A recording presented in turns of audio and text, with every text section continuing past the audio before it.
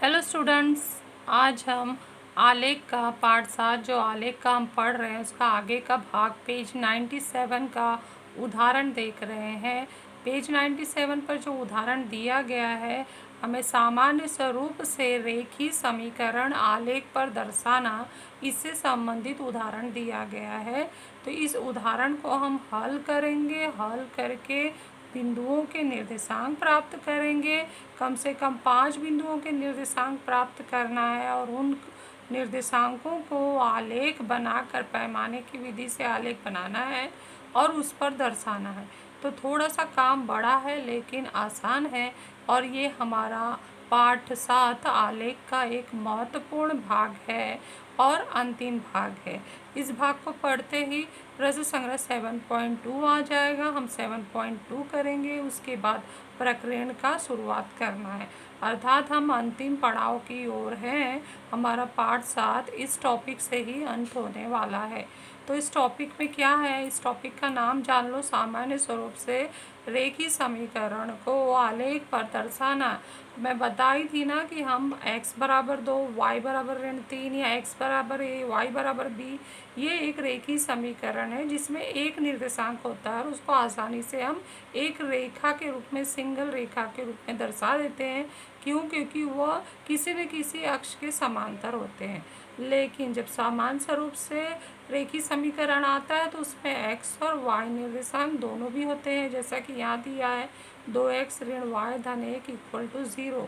यह 2 चरांक वाला सामान्य स्वरूप का रेखीय समीकरण है। हमने जो पहले रेखीय समीकरण देखा उसमें एक ही चरांक था, x बराबर a एक चरांक, y बराबर b एक चरांक वाला समीकरण है, या x बराबर -3 या y बराबर 2 ये भी एक चरांक वाला समीकरण है। लेकिन जब इस रूप में लिखा हो, इस जैसे उदाहरण दिखाई दे, तो इसको हम बोलते हैं 2 चरांक सामान्य स्वरूप का रेखीय समीकरण। इसे ध्यान से समझ लो।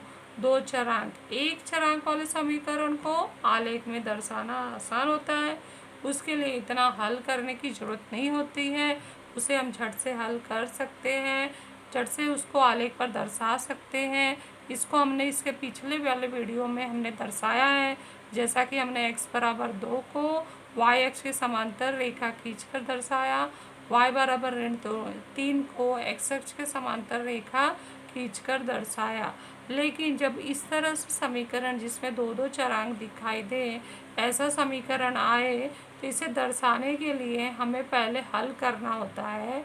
x निर्देशांक के लिए y निर्देशांक प्राप्त करना होता है। वो भी हमें एक नहीं, कम से कम 5 निर्देशांक प्राप्त करने होते हैं।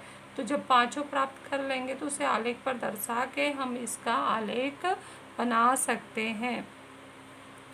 तो चलो हल करने के लिए, जैसा कि ये क्वेश्चन दिया है, ये 2 चरांक वाला समीकरण है और इसे एक रेखीय समीकरण है, इसे आलेख बनाना है। तो हम सबसे पहले उत्तर में क्या करेंगे, वो रेखीय समीकरण लिखेंगे। 2x ऋण y धन 1 बराबर 0 और y को एक तरफ लाने की कोशिश करेंगे। तो जैसे यहाँ ऋण y है, इस तरफ आएगा पक्षांतर होके, तो y धन हो जाएगा। तो 2x और 1 यहीं पर है, तो 2x धन 1 बराबर है y।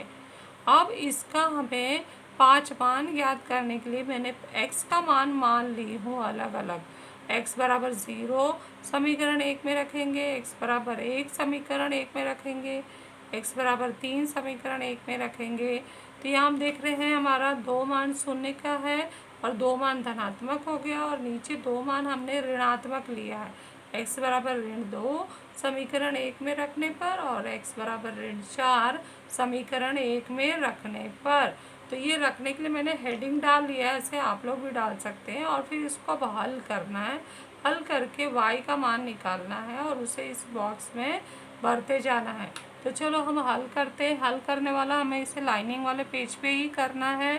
तो हम शुरू करते हैं। x बराबर 0 इस समीकरण 1 में रखेंगे, ये हमारा समीकरण 1 है, तो ये आ जाएगा। पहले हम समीकरण लिख लेते हैं। 2x धन 1 बराबर है y, तो ये हो जाएगा 2 गुणे 0 धन 1, क्योंकि x का मान हम 0 रख रहे हैं, बराबर y। तो ये हो गया 0 धन 1 बराबर आए, इसलिए y बराबर क्या हो गया 1। तो जब x शून्य है तो y का मान क्या आया 1, और निर्देशांक क्या बना 0 और 1।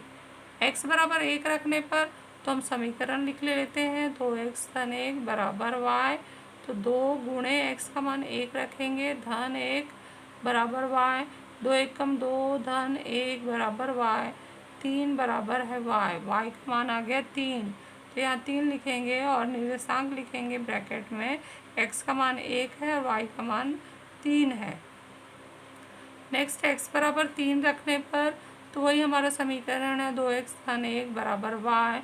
तो 2 गुणे 3 धन 1 बराबर y, 2 3 6, 6 धन 1 बराबर y, तो 7 बराबर y। तो यहाँ पे हमने लिख दिया y का मान क्या है 7, तो यहाँ लिखेंगे 3 और 7। उसके बाद ये निर्देशांक हमने 3 प्राप्त कर लिया। उसके बाद ऋण 2 का मान रखेंगे, तो हम समीकरण 1 में रखेंगे। समीकरण 1 हमारा क्या है 2x धन 1 बराबर y। तो 2 गुणे x का मान ऋण 2 है धन 1 बराबर y, 2 दूनी 4 ऋण 4 धन 1 बराबर y। अब ऋण बड़ी संख्या है और एक धनात्मक है, घट जाएगा, उत्तर ऋण में आएगा। तो 4 में से 1 गया 3, ऋण लग जाएगा, तो y बराबर आ गया ऋण 3। तो यहाँ हो गया ऋण 2 और ऋण 3 हमने निर्देशांक बना लिया। ऋण 4 समीकरण 2x धन 1 बराबर y। तो 2 गुणे ऋण 4, x का मान ऋण 4 है धन 1 बराबर y, 4 दूनी 8 ऋण 8 धन 1 बराबर y। 8 ऋण है y धन है, दोनों ऋण है, दोनों विपरीत चिन्ह है तो घट जाएगा, 8 में से 1 गया 7 और चिन्ह बड़े का लग जाएगा ऋण।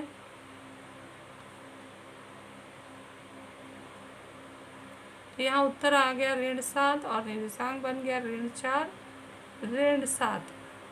y निर्देशांक को पहले नहीं लिखना है। अब ये सारे बिंदु हमें आलेख पर दर्शाने हैं, तो अब क्या करते हैं ये सारे बिंदु हम पहले एक जगह यहाँ लिख लेते हैं ताकि हमें आसान होगा उसे दर्शाना। शून्य शून्य के लिए 1 है, 1 के लिए 3 है, 2 के लिए 2 नहीं लिया हमने, धन 3 लिया है, 3 के लिए 7 है और ऋण 2 के लिए ऋण 3, ऋण 2 के लिए ऋण 3 है और ऋण 4 के लिए ऋण 7 है। एक बार चेक कर लेते हैं, 0 1 1 3 3 7 और ऋण 2 ऋण 3 और ऋण 4 ऋण 7। तो यही सब संख्या आ गया है, इसको हमें आलेख पर दर्शाना है। तो अब हमारा आलेख तो बन चुका है बच्चों, अभी ये हमारा पार्ट एंड होने आ रहा है।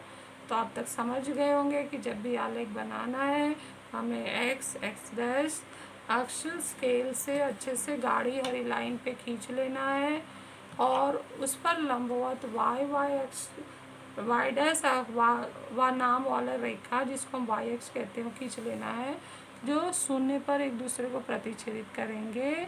x अक्ष के दाहिनी ओर धनात्मक, बाई और ऋणात्मक, y अक्ष के ऊपर धनात्मक और नीचे ऋणात्मक। और पैमाना लिखना तो बहुत ही इम्पोर्टेंट है। पैमाना में हमने क्या लिखा है कि ये जो 1 सेंटीमीटर मान लिया, इसको स्केल के बराबर ही होता है, 1 सेंटीमीटर बराबर 1 इकाई दोनों अक्ष पर। अब हम इसको दर्शाते हैं। पहला दिया है 0 1, उसके बाद दिया है 1 3, उसके बाद दिया है 3 7, 3 हमारे यहाँ पर है और 7 यहाँ पर है। और उसके बाद दिया है ऋण 2 और ऋण 3 और ऋण 4 ऋण 7, ऋण 4 यहाँ पर है, ऋण 7 यहाँ पर है। जब भी कोई संख्या पढ़ो तो ज़रूर ये ध्यान दो कि सबसे पहला वाला जो संख्या होता है ना वो x का होता है। तो ऋण 4 और ऋण 7,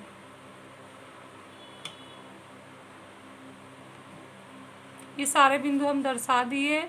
भी हमारा एक रेखी समीकरण है, तो ज़रूर एक रेखा में ये सारे बिंदु आएंगे। अब क्यों इसको मिलाते हुए हमें एक रेखा खींच लेना है। तो सच में हमारा ये रेखा इन सारे बिंदुओं से होकर जा रहा है। इस सारे बिंदुओं का निर्देशांक हमें लिख देना है। तो ये हमारा 3 7 है, ये हमारा 1 3 है, ये 0 1 है, और ये ऋण 2 ऋण 3 है। नाम चाहिए तो नाम भी डाल सकते हो। ये ऋण 4 ऋण 7 है। तो इस तरह से सारे बिंदुओं को हमने आलेख पर दर्शा दिया। ये हमारा सामान्य स्वरूप से दो चरांक वाले रेखीय समीकरण को आलेख पर दर्शाने का ये तरीका है। बहुत ही आसान होता है।